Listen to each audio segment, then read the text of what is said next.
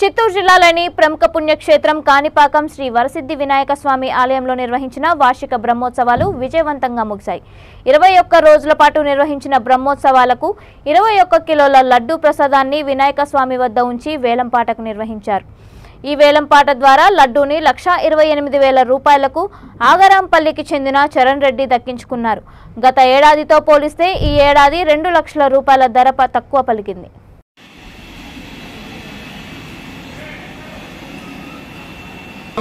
చరణ్ రెడ్డి గారి పాట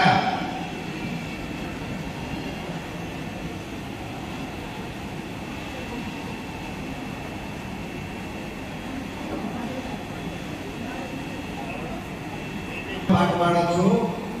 5,000 కాదు, నేను కూడా పాడుకునే అవకాశం కల్పిస్తున్నాము.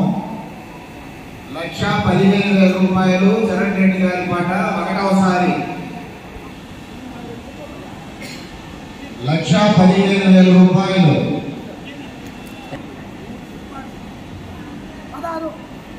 1,16,000 రూపాయలు మోహన్ బాబు గారి పాట రూపాయలు.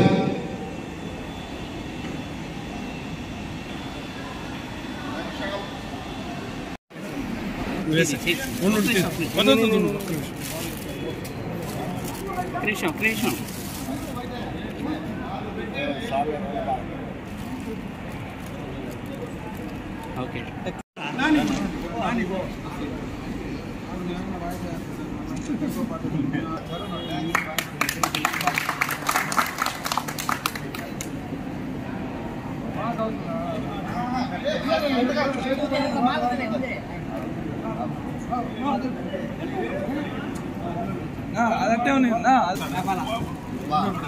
Support. Why? అది ఇస్తున్నా పైన పెట్టాలి సార్.